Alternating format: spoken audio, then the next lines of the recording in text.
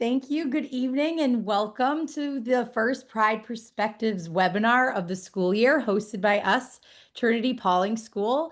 We are really excited that you are all here to join us for a very important topic, boys boarding school and the loneliness epidemic.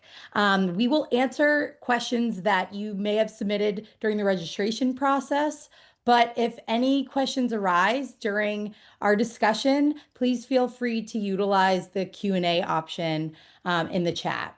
My name is Susie Horn. I'm the Director of Financial Aid and Senior Associate Director of Admissions here at Trinity-Pawling. I am joined by the leader of this discussion and the leader of Trinity-Pawling, our head of school, Bill Taylor. I am also joined by a wonderful faculty who has a lot of insight on this topic. And we're going to start out with our director of the Institute for Environmental Stewardship and chair of modern languages, Josh Frost, who's also an alum of the class of 2004. He's the one at the camping tent on campus. We also have our athletic director, Chris Gilman, class of 2005. Then in the Winter Wonderland there, we have Father Daniel Lennox, who is our school chaplain and teacher of religious studies. And last but not least, we have our Dean of Counseling and Psychology teacher, Katie Allen Berlandi, who is outside of Cluett, which you see right on campus when you drive up. So again, thank you panelists for being here. So Bill, why did you select this topic? Well, first of all, good evening, everybody, and thank you for taking time out to join us, and thank you to my colleagues. And I am in my office, so I don't have any of these wonderful backdrops, but that's where you'll find me now. I am going to share my screen as a way to. I chose this topic, and I did a presentation on this for Parents Weekend. So if you are on this webinar and you were at that presentation, some of this will be redundant, but really the most important part of this evening is the discussion that will follow some of this data. And I chose this topic because there's been a lot of data on boys and boys learning and how boys are growing up, and data on young men.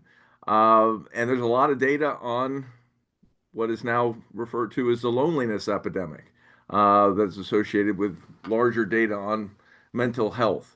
And a lot of this data was starting to come together. And so it seemed to be a very timely approach to share what we do at Trinity-Pawling as a boys boarding school to address some of these larger trends that are showing up in the data. So let's talk a little bit of just about boys and boys specifically in education. If you look at 5-year-olds, girls are 14% more likely to be school ready than boys by age 5. And that's important because when I was age 5 and going to kindergarten, it was, I think, a half day and it was all play-based. It was a lot of fun. Kindergartens now are typically full day, and they're beginning to introduce reading skills into the kindergarten education curriculum. And so if boys are not as prepared for that, and there are reasons for that, then some boys will start to fall behind early on in their school journey. You can see this gap rising. There's a 6% gender gap in reading proficiency by 4th grade. This rises to 11% by freshman year in high school. And then girls are almost a grade level above boys in English in high school. And then here's some larger data. In the United States today, just 20% of the valedictorians will be boys. Only a quarter of the students on honor rolls in the United States will be boys. A third of the U.S. high school students with GPAs in the top 10% are boys, so 2/3 are girls. And the flip side of that, 64% of the lowest GPA scores in high schools belong to boys, and 66% of the highest GPA scores in American high schools belong to girls. Interestingly, in all of education, primary, middle school, upper school, when you take all of that combined, only 24% of US teachers are men. And why is that important for boys? Because men can be role models as learners when students are in school, but yet only less than a quarter of the teachers that they're going to have through their entire journey in school will be men. And I'm sure that they've got great women teachers, but it's not even 50-50. When you look to college matriculation today, and this data is the same as it's been for the last 2 or 3 years, only 40% of the college freshmen this year are young men. Uh, 60% will be women, obviously. Uh, Men are graduating from college men are less likely to graduate from college than women. So they start out with a 40-60 spread, and then there's a 15% gap in favor of women graduating college. Now, if you look back to 1972, which was the beginning of Title IX that brought equality, gender equity into the picture, there was a 13% gap for women, meaning 13% more of the college graduates in 1972 were men. So that's a 28% drop in about 50, or a flip in 50 years. And then if you look at graduate school, only 2/5 of the recent master degree recipients are men. In the larger economy, the unemployment rates are higher for men. Um, I often talk about the difference between rigor and vigor in education, and schools when schools tend to want to talk about how strong their curriculum is, they will describe their curriculum as rigorous. And if you pay attention to that, you will see that everywhere. You'll see that in independent school descriptions, public school descriptions, college descriptions, and so forth. And I'm not a big fan of that word. I'm a big fan of higher standards, of excellence, in high expectations, and so forth. But rigor for me is rigidity. And when you're thinking about learning, rigidity and learning don't go well together, in my opinion, and they certainly don't go well for boys. Um, what else is going on here when you get outside of education? And there has been a pretty sharp decline in the last 30 years of young people, children, boys and girls, having unstructured, often unsupervised play. And if you look at some of these scenes with the older playgrounds, that those were some of them were evocative of the playgrounds that I played on when I was a kid. Why is that a factor that I'm bringing into this? Uh, because play and unstructured play uh, can create tremendous opportunities for autonomy, for learning how to take healthy risks, for building self-confidence and finding one's voice. And that is often found through play at a young age. And today's play for children is largely supervised, heavily supervised, and very structured. And with that structure and a lot of that supervision, uh, we're losing some of that opportunity, some of those opportunities for autonomy and confidence. And for boys, that is significant. Just a quick anecdote on the playgrounds that are depicted on the top of the screen. Those are different than today's playgrounds because the bottom of them, the base of them were cement or asphalt. Today's playground, and you can see maybe in the bottom screen, softer landing surfaces, safer. But they've actually done studies on this, and there are actually more children who break bones on softer rubberized playground surfaces.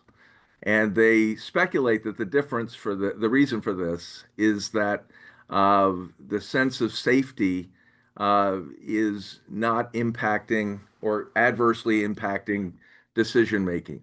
If you're climbing a structure that's 10 feet off the ground and cement is below, you may be a little bit more careful in how you're doing that. And so that idea of developing healthy risk-taking activities uh, through play uh, is sometimes being mitigated.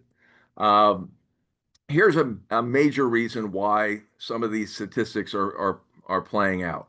Um Brain development in teenagers. The adolescent female brain by age 17 is about 2 years, 1 to 2 years ahead of the 17-year-old male brain.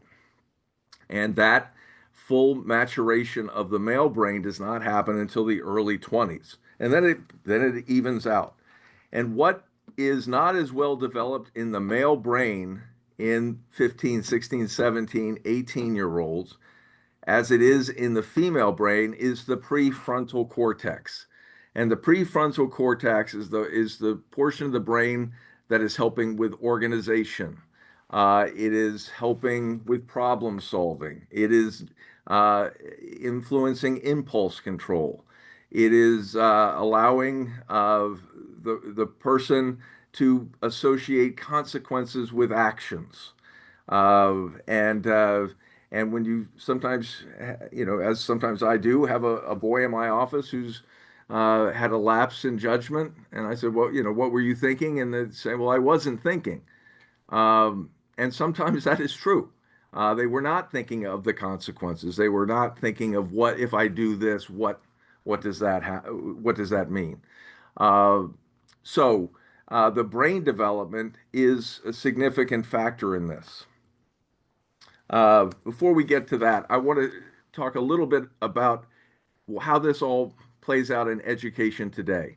Um, in education today, as it has been for the last 40 years, especially in the public sector, it's heavily influenced on test taking, which means that classes are geared around teaching to test taking, and then students are taking tests to see how they're doing. And this was all really ramped up about 40 years ago because there was a fear that American uh, students, American citizens, were falling behind other citizens from other nations in education scores, and that was being determined by looking at test scores. And so the answer was we've got to get better at testing, and and so that's what schools pivoted to. More testing, more teaching to the testing. Well, that requires more memorization. That requires more absorption of information. Uh, and, that will play into how certain people learn better. And it's not great, I would argue, for both boys and girls. But it's really not great for boys who need to be more active in their learning. They need to see the relevance of what they're learning. They need to see the applicability of what they're learning to the real world. And they often will enjoy learning more in more collaborative ways than just sort of, trying to memorize information. And so all of this factors into uh, why uh, a boys' school makes a lot of sense. And we'll all speak to that here in a little bit. Uh, Now, shifting to the data on loneliness, and it was termed an epidemic just about 2 years ago, close to three. Uh, and why has it been termed that? Well, you can see some of the data. Uh, but let's talk a little bit about how humans are built. Humans are hardwired for relationships, for connectivity. And when we're talking about loneliness, it's important to see a distinction between being lonely versus being alone. Introverts, for example, like to spend more time alone. That doesn't mean that they're lonely. Loneliness is a feeling of isolation. When we are lonely, we reject opportunities because they seem threatening. Threatening. Loneliness literally creates stress and anxiety in our system. And it's been determined that people who are heavily involved with social media use are 2 times more likely to be lonely and depressed than people who are not as involved in heavy social media use. Why is that the case? Because social media is projecting a often idealized version of what life should be like, could be like, and it's hard to live up to that. And this is particularly challenging for girls, adolescent girls. Another key point here is that polarization uh, just augments loneliness and creates isolation. We are living in an incredibly polarized climate, and we have been for the last several years, probably uh, 10 years. And this polarization is really can be damaging to mental health. Um, Boys and girls, men and women collectively feel more lonely than they did 20 years ago. There's a loss of autonomy that comes with that. This coincides with the rise of technology. As I've just mentioned, there's increasing polarization. There's an erosion of community and community gatherings. If you've read the book The Anxious Generation, um, that paints a very clear picture of what's going on. And half of that book is actually about the need for more unstructured playtime in childhood. But since 2003, the number of people spending less time with others has declined more than 20%. And for unmarried men, that rate climbs to 35%. Here's a statistic that is just, startling to me. The number of high school students who hang out with friends after school has declined 50% since the early 1990s. Um, and then the number of people who are dining with friends uh, has dropped 30% in the last 25 years. Um, Now, in terms of how boys and men tend to socialize, men and boys tend to socialize more with groups. Women socialize more with close friends and family. Men are more likely to report that they are not meaningfully part of a group or a community today. 5 times as many men today say that they have no close friends compared to 1990. That's a very troubling statistic. Nearly 20% of young men ages 25 to 34 still live at home. That is, that's a large number. 25% of boys and young men ages 15 to 34 report feeling lonely.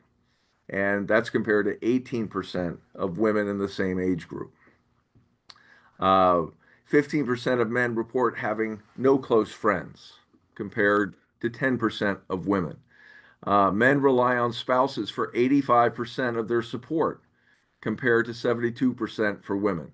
And the marriage rates in the last 25, 30 years are declining.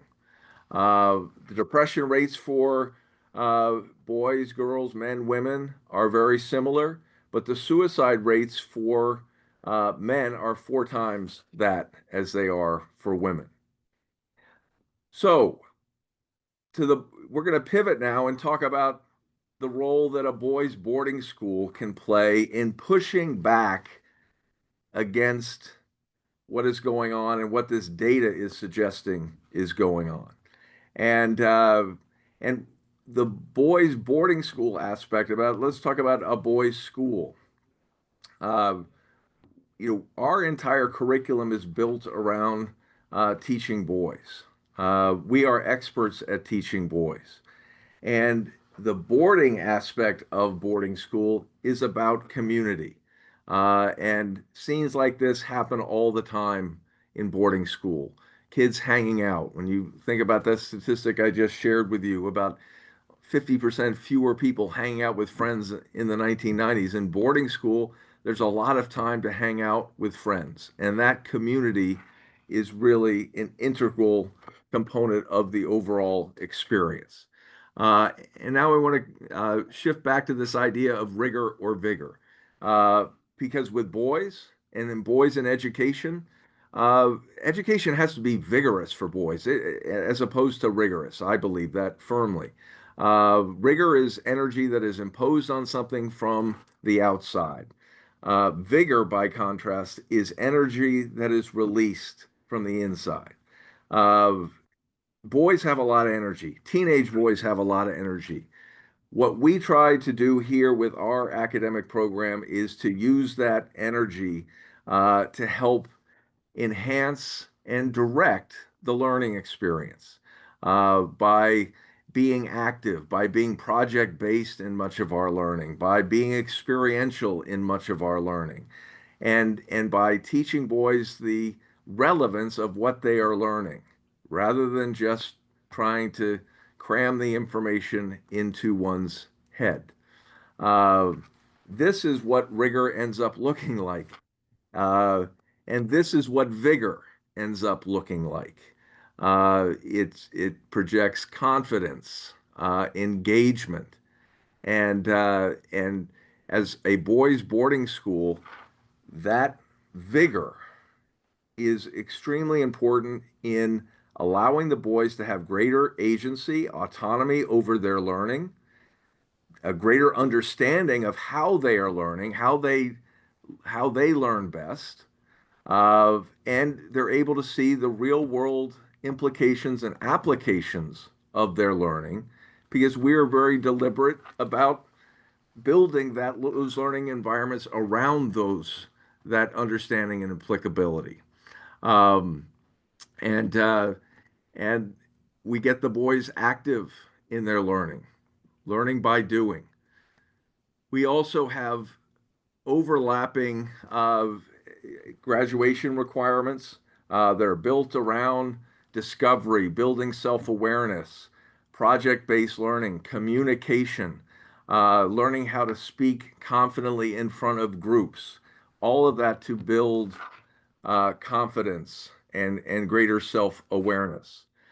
We also on Saturdays get the boys very involved in being active outside of the classroom. Instead of having what boarding schools have traditionally done is have a half day of classes on Wednesday, half day of classes on Saturday.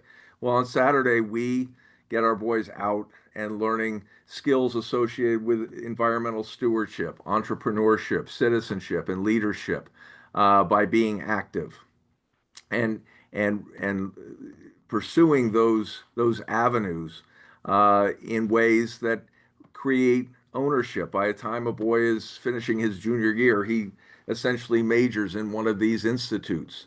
And that institute choice will direct how he does his senior independent project, which is a graduation requirement designed to further a boy's understanding and awareness of something that has a particular interest to him.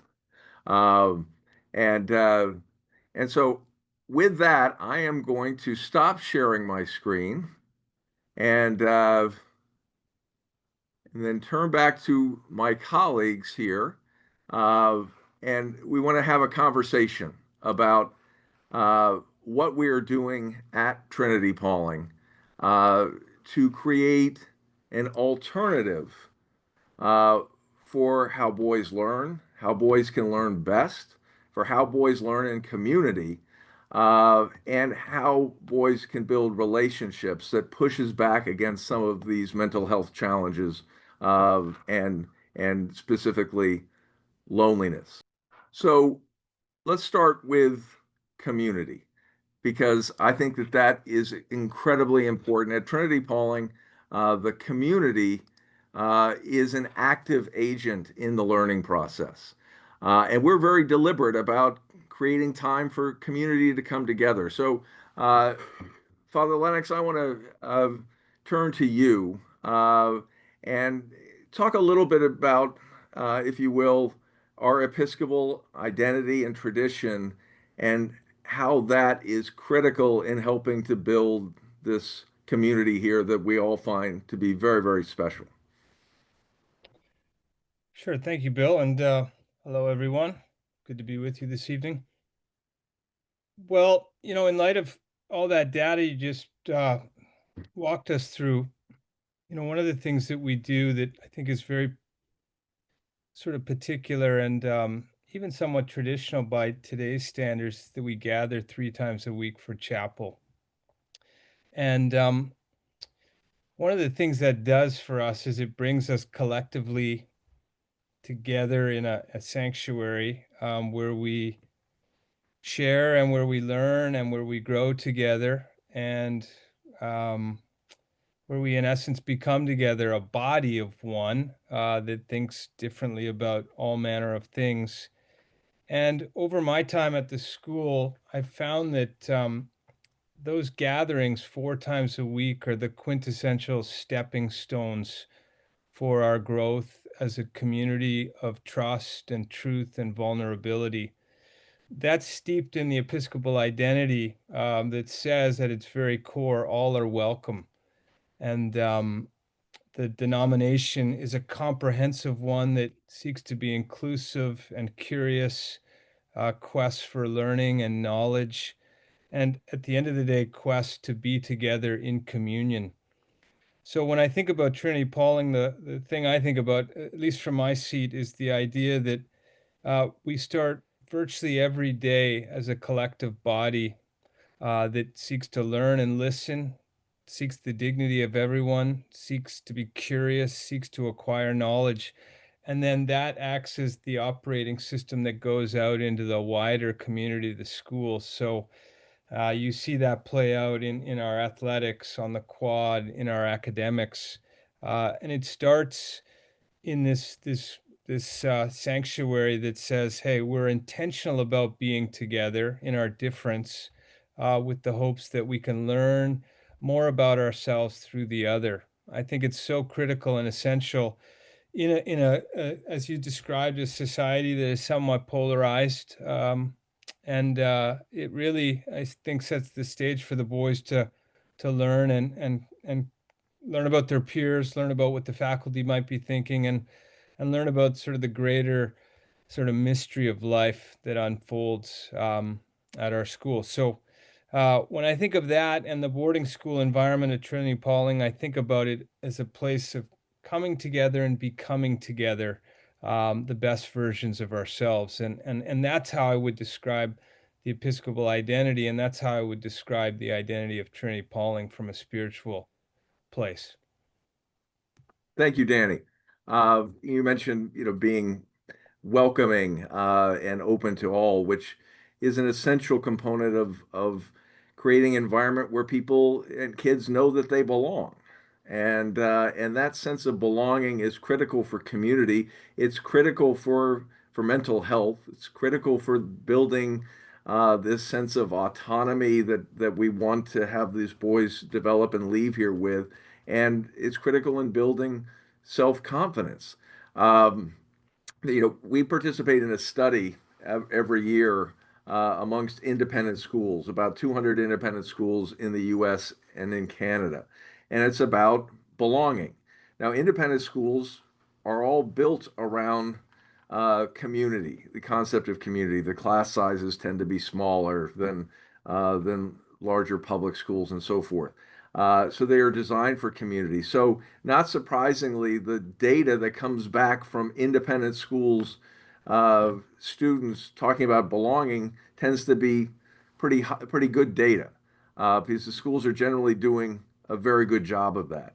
Uh, when we get our data back, our data on a whole lot of various different metrics is higher than the aggregate of all the averages for the 200 something respondees, which is very good data. And it speaks, Danny, to the health of the community and kids saying, okay, I belong. And if you belong, as I shared with the data of how boys and young men feel that they are in relationship, they want to be in relationship with groups.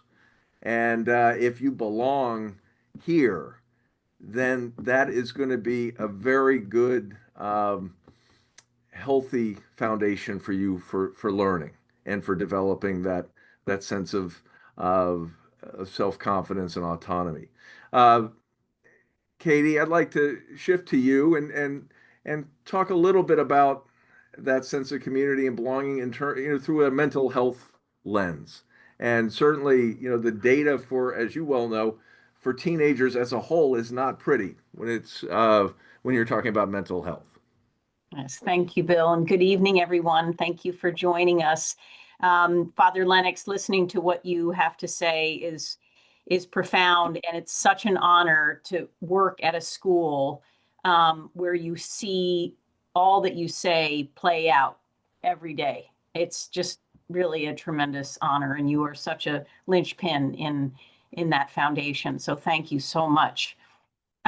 So mental health has become much more widely used in the vernacular.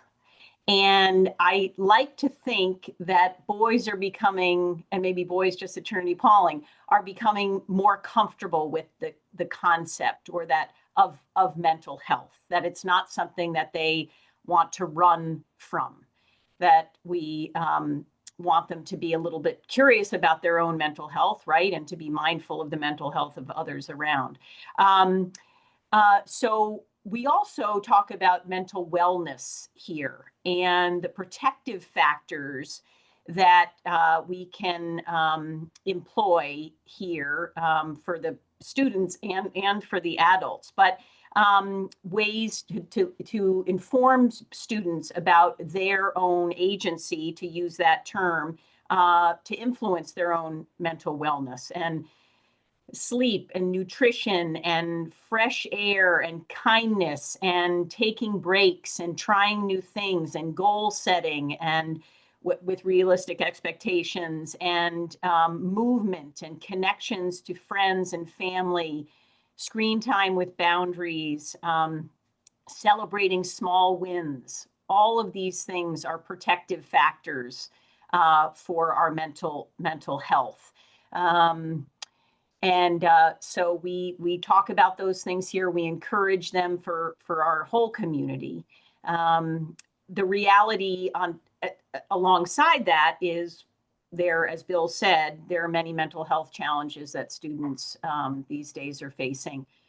Of course, anxiety and depression, social pressures, academic and athletic demands and expectations, identity formation, sleep challenges, behavioral reactions to one's own mental health issues and stressors, the relevance and impact that kids have on their world. They're thinking about that a lot. And of course, social media and screen time. These are all real mental health challenges that we face here and certainly around the country.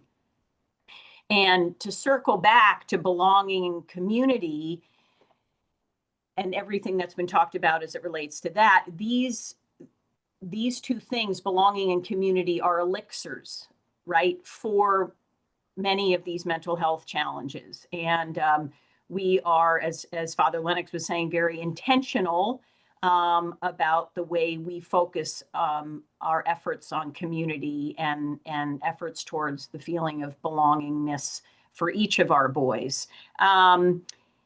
What are some of those characteristics? One, feeling seen and heard, being held accountable, I think is a really important element of being a part of a community. Having an impact in an area of interest in each student's life. Where are they seeing that their mark is being made within a community? Seeing your own growth as a student and having that be recognized by others enhances a sense of belonging and a contribution to community.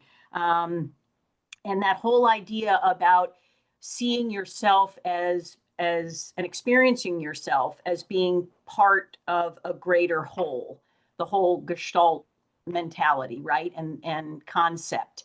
And that happens over time, and it's an exciting thing to witness in young men. Another major element is certainly to community, and it's been talked about already, is our relationships, right? And that connectedness that Mr. Taylor spoke about. And connectedness is a remedy to mental health issues as well, right? So we are very, again, intentional in how we build relationships in authentic ways here. Students, we value deeply and encourage each student to feel a connection and a trusted connection with adults in the community. And that can be through a sport, it can be with your advisor, it can be with a dorm faculty. And just harkening back to what Bill had said before about male teachers, and they're the majority here for us, which is wonderful. And but not these boys are not just seeing their teachers, their male teachers. They're seeing their male advisors and their male coaches, and the males in this community who are husbands and fathers. And so there's a lot of exposure to males here for our young men, which is incredibly important, I think. But also relationships with peers. There's a lot to learn through relationships, shared interests, shared values, but also through differences and conflicts. And we stand ready to support our boys as they celebrate their relationships, but also times struggle with them. So, and then vulnerability as a strength for our boys.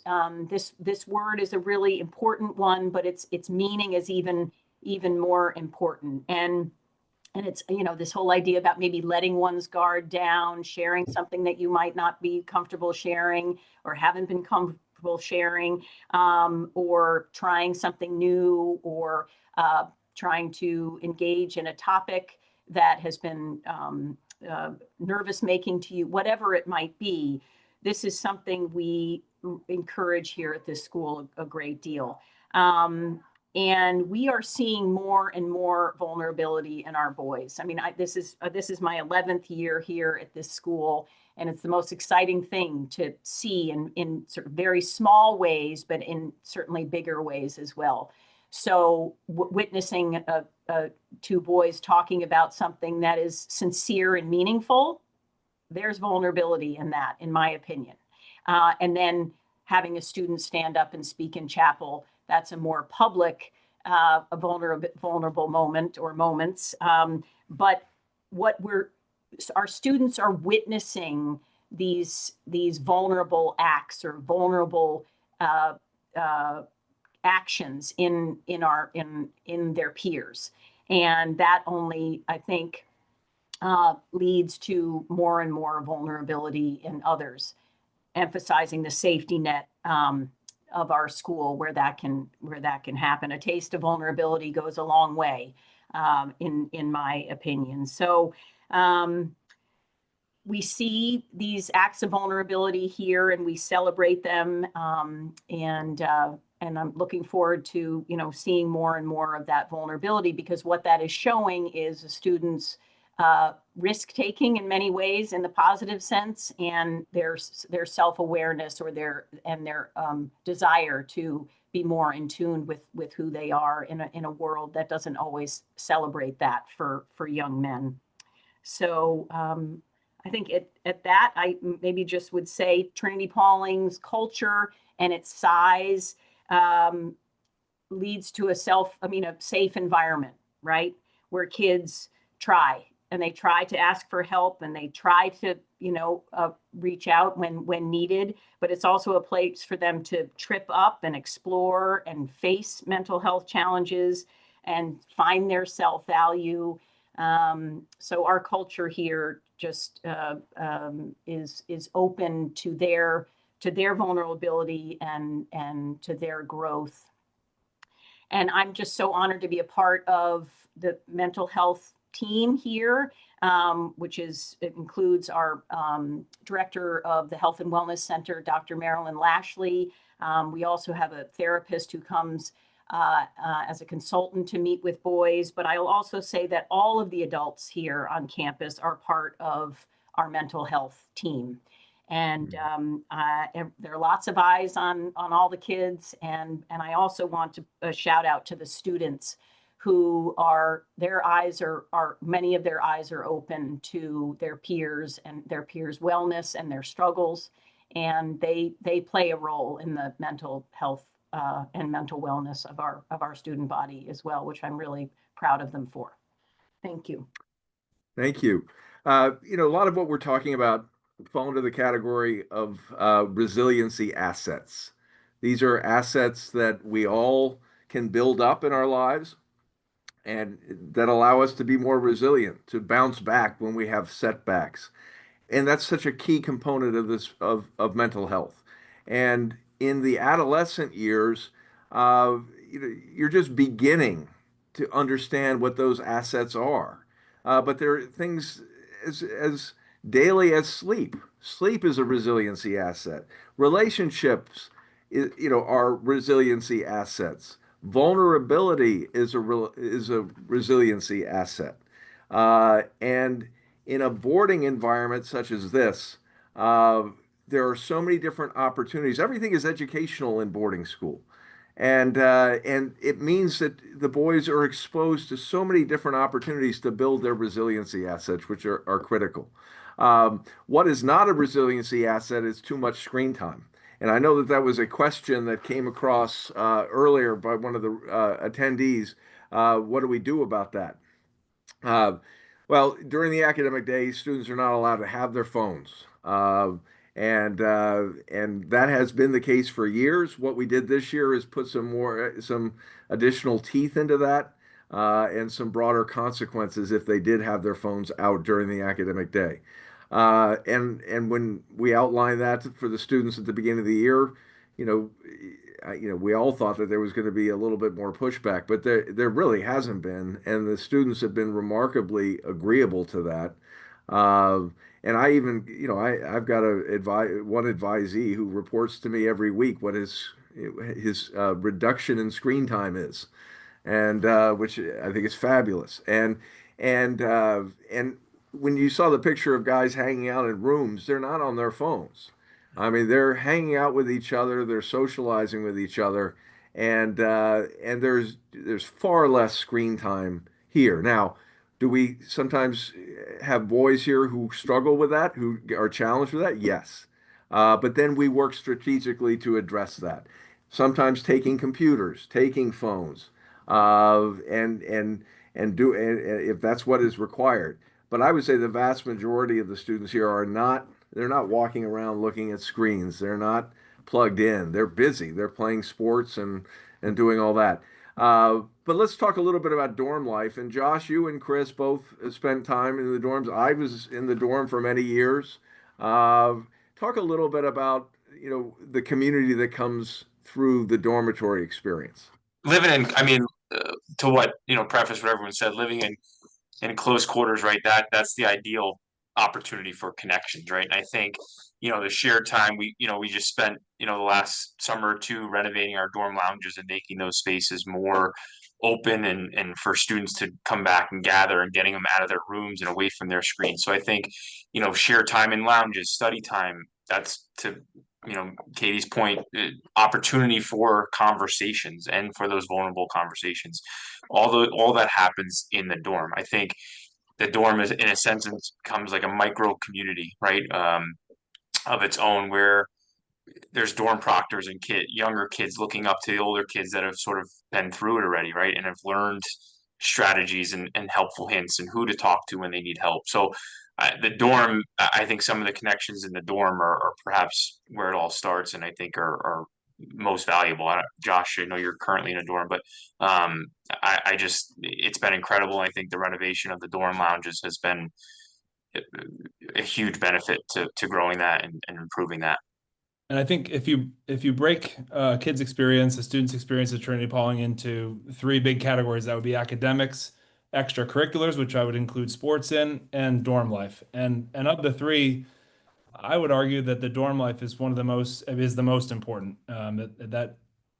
sort of makes it or breaks it. And if for evidence, I would point to the yearbook with the senior pages. If you read what seniors write on their senior pages, most of what they're writing about is memories that they had in the dormitory, or at least if they're day students, memories that they had with the other students and their peers. So the sense of community that Chris talked to, I had written micro community in my notes as well. That's our goal. My wife and I live in a dorm here. And when we have our opening of school dorm meetings, we tell the proctors, who are the students that help run the dorm, the old seniors generally, we tell the rest of the boys that a strong community is not going to just happen spontaneously. It takes work and it takes sort of intentional participation from them. We will go out and light a fire pit on a Friday night and get s'mores and prepare everything for them. But if nobody shows up, it doesn't work. And so it's really, the boys do a great job of coming out, and we'll spend a few minutes out there with them hanging out so that they know that we're there, we care about them, want to hear about their day. But then we let them have their time, and they'll spend 2, 3 hours out there on the patio. And if you look out, as we often do, to check on them, there's no phones. I mean, maybe there's a phone, but somebody's playing music, but really they're not sitting there on their phones. They're engaging with each other, they're laughing, they're telling stories. And so our goal as dorm parents is to create those opportunities for the boys to come together. We celebrate birthdays in our apartment with them, and they love that. Uh, Athletic events, holidays, Christmas, things like that. Just try to not make it feel like home, such that they would walk in and put their feet up on our coffee table, but that they know that it's a safe space where they can come in and be with each other. And if there's food and their friends are there, the boys in the dorm are there, it's guaranteed to be a good time for them. We've talked about, kids coming together, being together. Chris, that's happening every day in athletics. That after the academic day is over, the boys quickly transition to their athletic responsibilities. Talk a little bit about athletics, the role of exercise, competition in overall health, including mental health. Absolutely. Obviously, there's no better way for, somebody to feel part of a group of peers and unless through athletics. So I think, to sort of obviously the exercise piece is incredibly helpful, getting students moving around, which we do so well here, through our active learning and whatnot. But athletics is a huge piece of it. And a couple of points that I wanted to touch on is we're talking about screen time. Well, during athletics or any sort of afternoon activity, boys are off their screens, right? So that 2 hour window right there is a huge piece of it. So now that there's less screen time during the academic day, they roll right into athletics. It's they're sort of now they're out up and about moving and exercising without their phone. So again, the connectivity with their peers and their team is really important. And I think we talk a lot about community, and it's a really important piece here, but it's even more so in athletics. Teams become families, and I think kids are around each other way more in the locker rooms. They're on bus rides together. They're celebrating losses. They're sort of celebrating wins, mourning losses, right? I think it's really important for students to sort of become connected with each other through athletics. And I would say a great thing about our athletics program is that when I talk about athletics here, I talk about afternoon activities and programs, because we morphed our athletic program and we've grown it over the years where to find ways to have kids discover their gifts and talents. And I think the expansion of the farming program that Josh and Ashley run, the mountain biking program that's bigger than ever, right? Because more and more kids find that to be their area of strength. The work in our play in our theater and building sets and that type of program, it is incredible to watch students find what they seem to be interested in doing. And I think that's really important, especially with boys, right? If it's somebody may come here as a hockey player and they leave here you know incredibly skilled in woodworking, right, and set building, and it's incredible to see our boys find that those talents that they have, those hidden talents that they have. And then with that though, be sort of becomes, as Katie mentioned, that vulnerability piece, right? And I think it's really important for our boys to become comfortable with being uncomfortable. And right, it builds trust amongst the teammates, their coaches, right, their peers.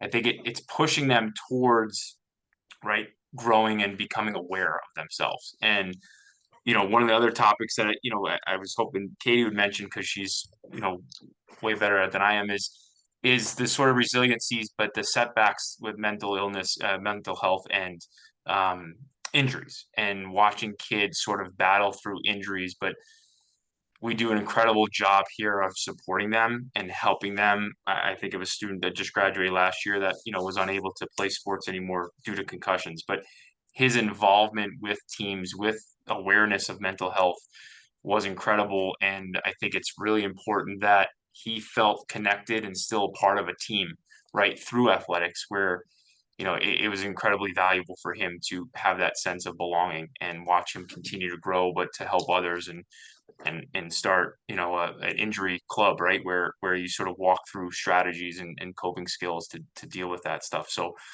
incredible. Athletics is an incredible piece here of trying to help our students grow and sort of fight the epidemic of loneliness. Yeah, and Chris, I'm so glad you mentioned the farming as being part of the athletic opportunities. And Josh, you do a fabulous job of getting boys outside and exposing them to nature, not just through the farming program, but through woodworking and maple sugaring and all that. Talk a little bit about what you've discovered about kids and what they've discovered about themselves just by being outside. Yeah, sure. Thanks, Bill.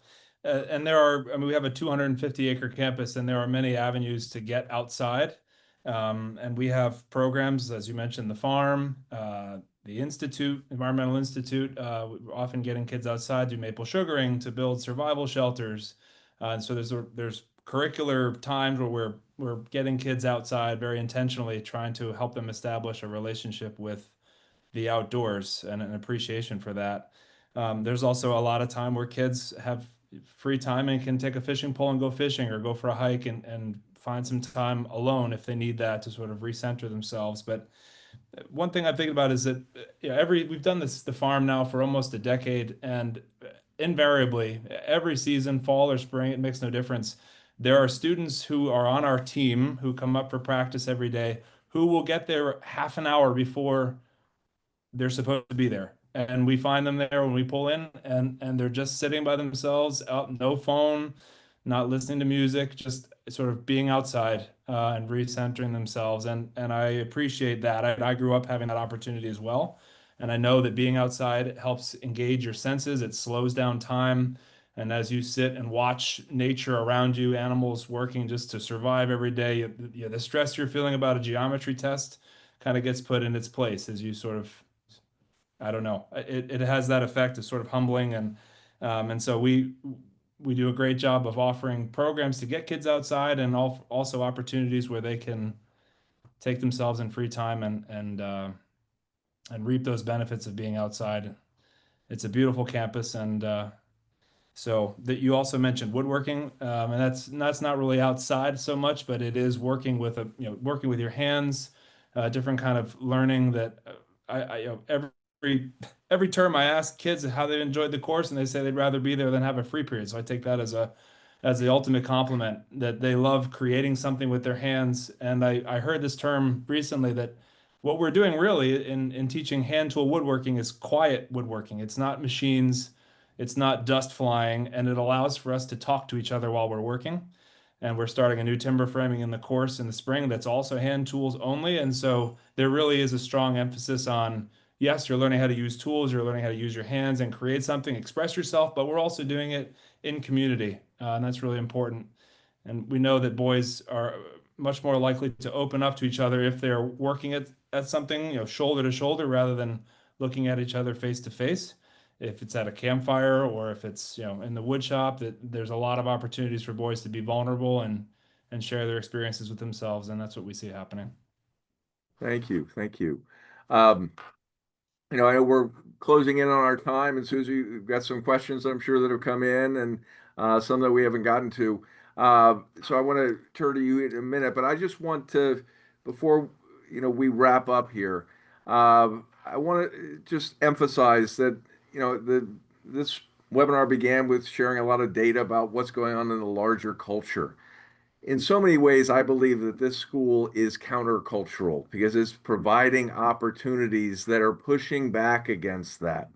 Uh, and there was a question that came in, I know earlier, about what other institutions are you finding that? And you know, I don't know. I'm sure there are, but I wish we could institutionalize kindness because I think that that is a real threat to kids today because the world is such a coarse place, and they're learning that that is seemingly acceptable.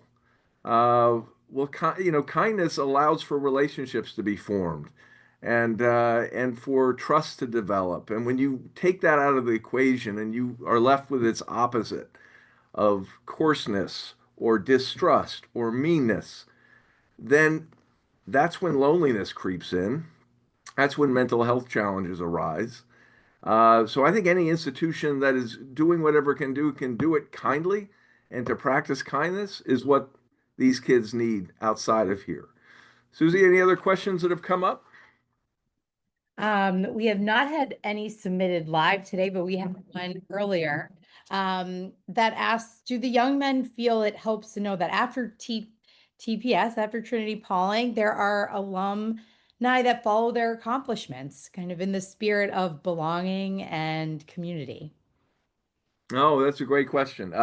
We just had our alumni weekend 2 weekends ago, 3 weekends ago, and we had close to 200 alums back on campus as we do every year for this weekend, and the students just love having the alumni come back. Alumni, of course, love seeing the kids, but the students really enjoy having the alumni back because they as one boy said in a panel, you know, you know we are a shadow of you. You've gone through this experience. You've